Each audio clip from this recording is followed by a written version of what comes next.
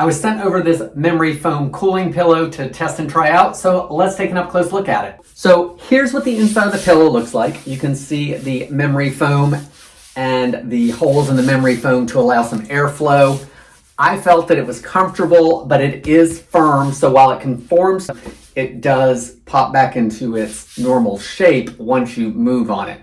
So for me, liking a firm pillow is good, but it does provide support for me all the time. So if I'm looking to sleep a little flatter, I tended to move away from using this pillow when I just wanted to sleep more flat in a regular pillow. I do like the cooling effect of this pillow, and I found that it warmed up for me as I was lying it, of course, from body heat, and then I would just move positions and it was cool again to start out while the other part went back to the ambient air temperature.